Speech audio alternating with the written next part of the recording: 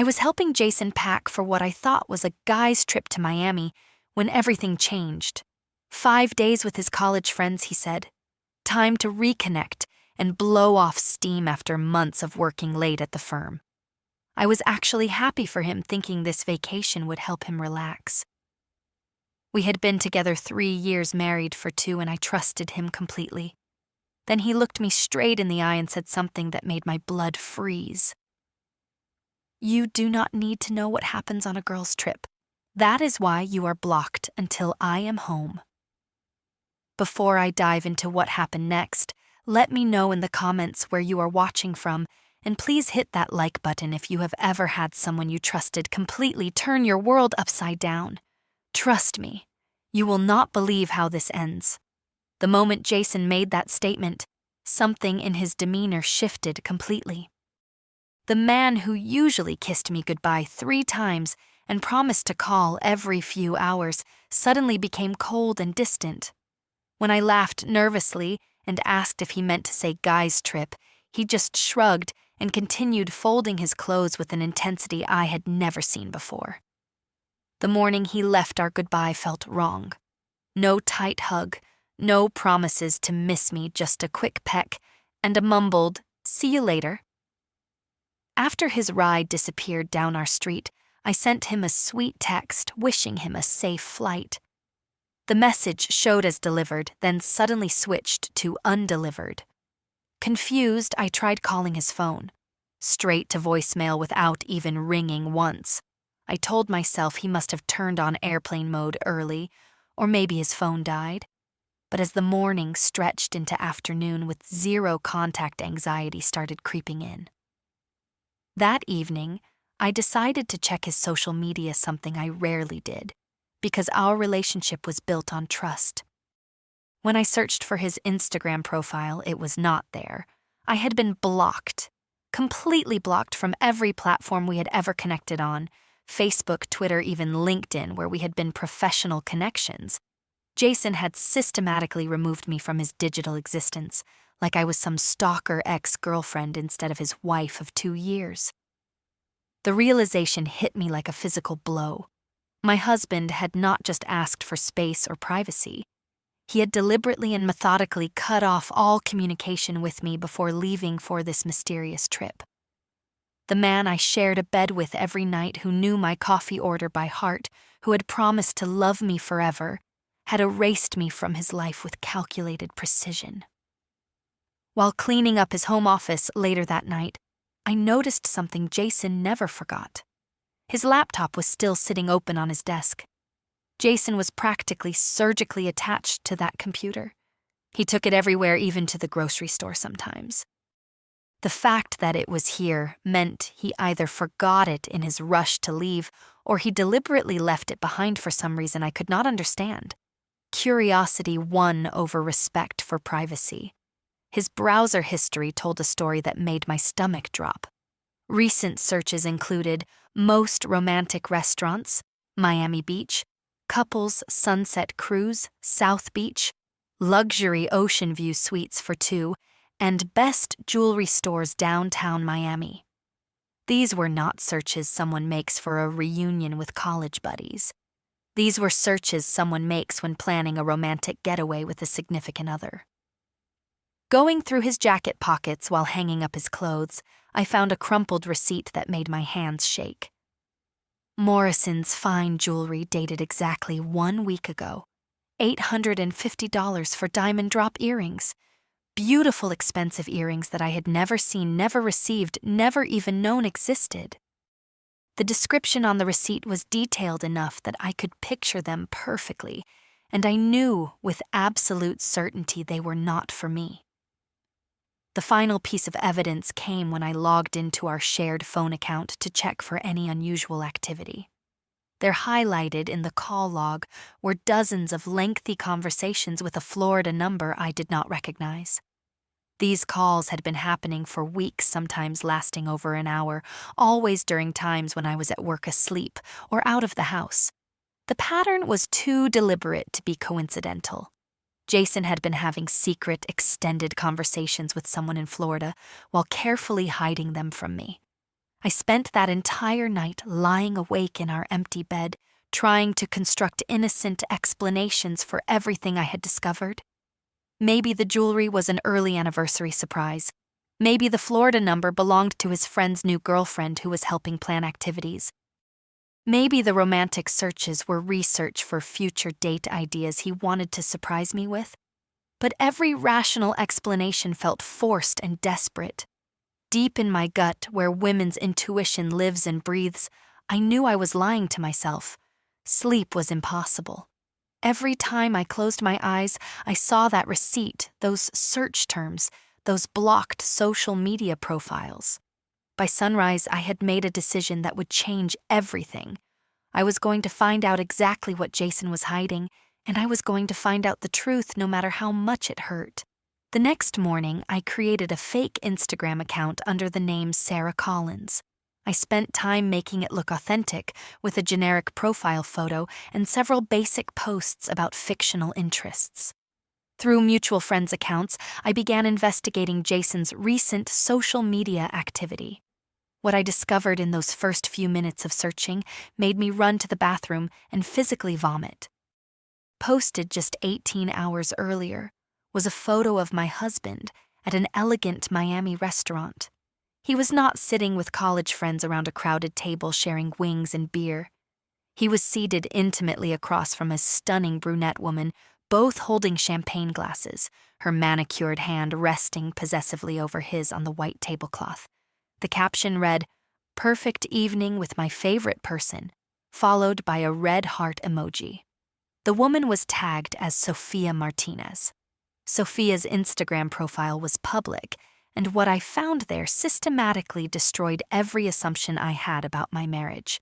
She was 32 years old, a successful real estate agent specializing in luxury Miami Beach properties, recently divorced with 2 young daughters. Her feed showed a lifestyle of expensive dinners, designer shopping trips, weekend boat excursions, and exclusive charity events. But scattered throughout the past 8 months were photos that proved my husband had been living a complete double life. Jason at Sophia's birthday celebration in July holding her close while she blew out candles on an elaborate cake. Jason on her yacht in August, shirtless and tanned, helping her daughter with a fishing rod. Jason at a charity gala in September, wearing the navy suit I had bought him for our anniversary, his arm around Sophia's waist as she showed off a stunning red dress. Every photo showed a couple who were clearly comfortable, established, and deeply involved in each other's lives. The comments on their photos revealed an even darker truth. Friends were congratulating them on their upcoming anniversary, calling Jason such a keeper, and asking when he was finally going to pop the question. Sophia's sister had written under the charity gala photo, "So happy you found someone who treats you like a queen after everything David put you through." Jason is going to be an amazing stepdad to the girls. Stepdad? They were not just having an affair. They were planning a future that involved her children, her family, her entire life. A future that required my complete removal from Jason's existence. With trembling hands, I accessed our shared cloud storage account. Jason automatically backed up all his photos there, and he had never bothered to hide anything because he trusted that I would never violate his privacy. Hidden in a folder labeled Personal Projects was a collection that obliterated what remained of my faith in our relationship.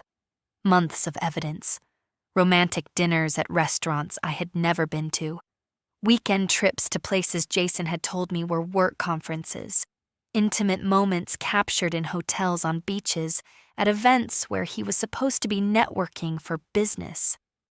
Screenshots of text conversations where Jason promised Sophia he would handle the situation at home after their Miami trip so they could finally be together properly without any complications. But the evidence that destroyed me completely was a series of photos from a high-end jewelry store. Jason and Sophia selecting an engagement ring together, both of them laughing and kissing over a display case of sparkling diamonds. The timestamp showed this shopping trip happened 2 weeks ago, the same Saturday he told me he was helping his brother install new kitchen cabinets. The same Saturday, I had spent meal prepping and doing laundry missing him and looking forward to his return. In his email drafts, I found documents that proved this was not just an affair. This was a complete life replacement plan. A resignation letter from his current job effective next month. An apartment lease application for a 3-bedroom unit in Miami Beach, specifically chosen for its proximity to excellent elementary schools. A detailed financial plan showing exactly how he intended to divide our assets and disappear into this new existence he had been secretly constructing. Jason was not planning to ask for a divorce. He was planning to abandon our marriage like it had never existed, taking half of everything we had built together to fund his new life with Sophia and her daughters. The most devastating discovery came when I found his airline confirmations buried in his email trash folder. Jason had not booked a solo return ticket from Miami. He had purchased 2 first-class seats back to our city. He was bringing Sophia home with him. The hotel reservation that came next made his intentions crystal clear: a week-long stay at the downtown Marriott, booked under Sophia's name just 20 minutes from our house. The calendar entry that made my blood boil was simple and brutal. Sunday family dinner. Introduce Sophia to parents. Jason was not just planning to leave me. He was planning to humiliate me publicly by parading his new girlfriend in front of our families and friends immediately upon his return from their romantic getaway. He wanted me to discover their relationship in the most painful way possible, while he transitioned seamlessly into his new role as Sophia's partner and stepfather to her children. In that moment, sitting in our home office surrounded by evidence of Jason's systematic betrayal, I felt something fundamental shift inside me. The trusting, naive woman who had been excitedly packing his suitcase just days earlier was gone forever. In her place was someone who understood that when people show you who they really are, you should believe them the first time. The next 72 hours became a masterclass in strategic planning and calculated revenge. My first call was to Laura Martinez, a divorce attorney whose billboard I passed every day on my way to work. Her advertisement promised aggressive representation for women who refuse to be victims. And I needed exactly that kind of advocate. During our emergency consultation, Laura reviewed my evidence with the sharp focus of someone who had seen this story too many times before. "Amaya," she said, spreading printouts of Jason's financial records across her mahogany desk, "this is textbook marital fraud. Your husband has been systematically using community assets to fund an extramarital relationship while planning to abandon his legal obligations. We can not only protect you, but we can make sure he faces consequences for this deception." Laura guided me through the legal steps I needed to take immediately. First, I transferred exactly half of our joint savings into a separate account, which was completely legal given the circumstances and the documented evidence of financial infidelity. Second, we calculated every penny Jason had spent on Sophia over the past 8 months. Dinners, gifts, travel, hotel stays, even the engagement ring he had purchased with our shared credit card. The total came to over $28,000 of marital funds used to support his affair. Next, I contacted Marcus Williams, a private investigator specializing in infidelity cases.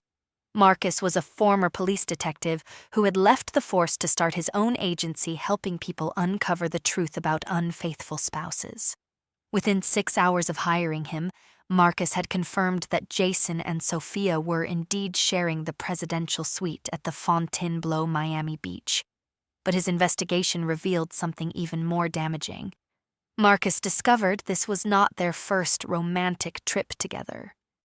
Over the past 8 months, Jason and Sophia had rendezvoused in Chicago, Atlanta, New Orleans, and Las Vegas, all during periods when Jason told me he was traveling for work. Marcus had photographs of them together at each location, acting like an established couple on vacation. He also found evidence that Jason had introduced Sophia to his business colleagues as his girlfriend during a conference in Denver, telling people he was separated and planning to divorce his wife. The most shocking piece of evidence came when Marcus played me a recording he had obtained through a contact in Miami's hospitality industry. Jason was caught on audio telling Sophia detailed plans about how he was going to get rid of his wife and transition into their new life together. He talked about me like I was an obstacle to be removed, not a human being who had loved him and built a life with him for 3 years. With this mountain of evidence, Laura and I developed a plan for Jason's homecoming that would ensure he faced the consequences of his choices in the most public and humiliating way possible. Marcus had discovered that Jason was planning to use our airport pickup as the moment to introduce me to Sophia and force the confrontation that would justify his departure. He wanted to provoke me into an emotional scene that would make him look like the victim of an unstable wife. But I had something much more devastating in mind. I spent the day before Jason's return making carefully calculated phone calls. First, I contacted Jason's parents, Robert and Margaret, who had always treated me like the daughter they never had. I simply mentioned that Jason was bringing home some exciting news from his trip and suggested they might want to be at the airport to welcome him back.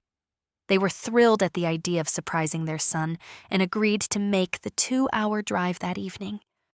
Next, I called Jason's sister Emma, who thrived on family drama and never missed an opportunity to be part of important moments. I hinted that Jason had met someone special during his trip and might want to share his news with the whole family at once. Emma was immediately intrigued and promised to bring her husband and their twin boys. I also reached out to Jason's supervisor, Mr. Davidson, who had always been friendly toward me at company social events. I mentioned that Jason had told me about making important business connections in Miami and might have some professional developments to discuss. Mr. Davidson was curious about what opportunities Jason had discovered and decided to stop by the airport on his way home from work. Laura arranged for a professional photographer named David to be present, ostensibly covering a human interest story about modern relationships for a local magazine. In reality, David would be documenting everything for potential court proceedings and ensuring we had a complete visual record of Jason's public humiliation. The night before Jason's return, I systematically erased every trace of him from our shared life. I packed all his belongings into labeled boxes and stacked them neatly by the front door. I changed all the passwords on our shared accounts, moved our important documents to a safety deposit box that only I could access, and scheduled a locksmith to change our house locks first thing the next morning. The divorce papers were signed, notarized, and ready for immediate service. The evidence of his affair was compiled into a professional presentation folder that Laura would deliver publicly.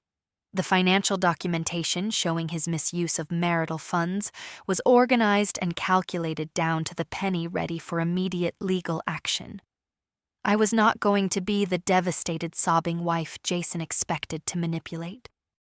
I was going to be the woman who took control of her narrative and refused to let anyone else determine her worth or her future. Jason's flight was scheduled to arrive at 6:30 p.m. on a Thursday evening. I positioned myself strategically in the baggage claim area, surrounded by the audience I had carefully assembled for this performance. Robert and Margaret stood nearby, excited about surprising their son after his first real vacation in years. Emma entertained her boys while scanning the arrival monitors, eager to meet this mysterious person Jason had supposedly connected with during his trip. Mr. Davidson checked his phone while keeping an eye on the crowd, curious about what business opportunities had emerged from Jason's travels. Laura stood off to the side with her leather briefcase, looking like any other business traveler waiting for a colleague. Marcus blended into the crowd with his camera equipment positioned to capture everything from multiple angles. David, the photographer, had set up near the baggage carousel with a perfect view of the entire scene. At 6:55 p.m., Jason emerged from the security checkpoint, with his arm wrapped around Sophia's waist like they were returning from their honeymoon. She was even more beautiful in person than in her photos, wearing a flowing white sundress, and the diamond earrings I now knew he had bought her with our money. They were both glowing with the relaxed happiness of people who had just spent 5 perfect days together without a care in the world.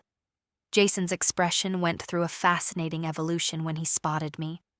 First came confusion about why I was not alone in some quiet corner of the airport, then recognition as he identified his family members scattered throughout the crowd. Next was panic as he realized his boss was also present for reasons he could not understand. Finally, complete horror as he grasped that his carefully orchestrated reveal had become a very public disaster. "Jason," his mother called out joyfully, hurrying over with her arms extended for a hug. "We wanted to surprise you, and we are so excited to meet this special person you have brought home to meet the family." Sophia's confident smile began to falter as she looked around at the crowd of unfamiliar faces, clearly not understanding why a simple airport pickup had become a family reunion. Jason's face had gone completely white, and I could practically see him calculating whether there was any possible way to escape this situation without completely destroying his life. That was when Laura stepped forward with her briefcase and introduced herself in her clear professional voice that carried across the entire baggage claim area. "Jason Thompson, I am Laura Martinez, attorney representing your wife, Amaya. I have here a petition for dissolution of marriage financial documents detailing your misappropriation of marital assets totaling $28,467 and comprehensive evidence of your extramarital relationship with Ms. Martinez." The silence that followed was absolutely deafening. Robert and Margaret looked like someone had just told them their son had died. Emma's mouth was hanging open as she processed what she had just heard. Mr. Davidson was staring at Jason with the expression of someone who had just realized his employee had been systematically lying about business travel for nearly a year. Sophia looked like she wanted to disappear through the floor. "Jason," his father's voice was quiet, but carried the weight of complete disappointment. "What in God's name is happening here? Dad, I can explain everything." Jason started, but his voice cracked like a teenage boy's. This is not how any of this was supposed to happen. How exactly was it supposed to happen? I spoke for the first time, my voice steady and clear despite my racing heart. "Were you planning to introduce Sophia as your girlfriend while you were still married to me, or were you going to wait until after she had moved into that hotel room you booked her downtown?" Sophia's head whipped toward Jason with an expression of complete betrayal. "What hotel room? You told me I was staying at your house with your family while we figured out our next steps together." David's camera was capturing every moment of this spectacular implosion. Jason's family watching in horror as they realized the son and brother they thought they knew was actually a master manipulator. Sophia's growing understanding that she had been lied to just as much as I had. Jason's complete meltdown as his elaborate house of cards collapsed in the most public way possible. The divorce was finalized within 4 months. Jason lost half of everything we had built together. Plus, he was ordered to pay restitution for every penny of marital funds he had spent on his affair. His parents and sister completely cut him off maintaining their relationship with me and essentially disowning him for his cruelty and deception. Mr. Davidson terminated his employment for falsifying travel reports and misrepresenting the nature of his business trips. The first few weeks after that airport confrontation were among the darkest of my life. I grieved not just the end of my marriage, but the death of the person I thought Jason was. The man I had loved and trusted had never really existed. But with the support of an incredible therapist, Jason's family, who refused to abandon me, and a divorce support group filled with remarkable women who had survived similar betrayals, I began to rebuild my life from the ground up. Working with Laura during my divorce sparked a passion for legal advocacy that I never knew I had.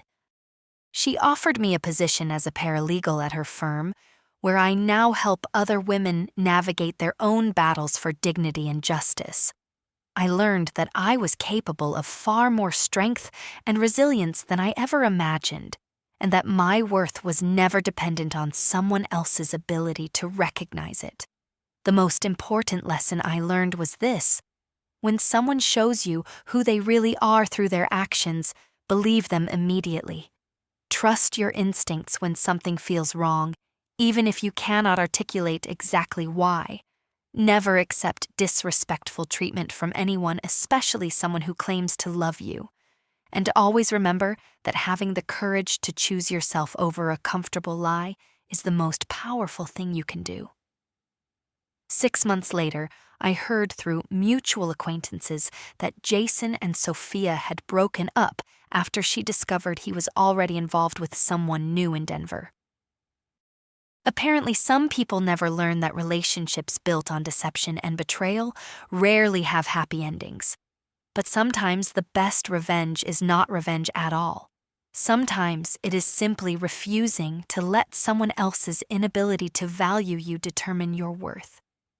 Have you ever discovered that someone you trusted completely was living a double life?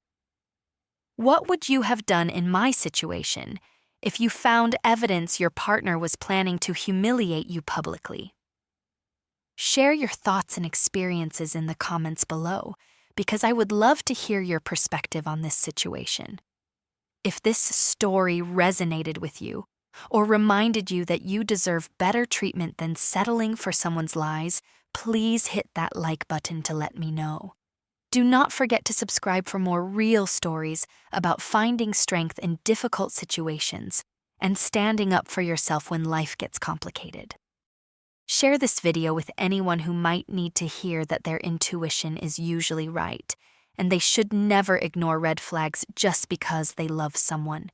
Thank you so much for watching and for being part of this community where we support each other through life's most challenging moments. Remember that you are stronger than you think and worthy of relationships built on honesty, respect, and genuine love.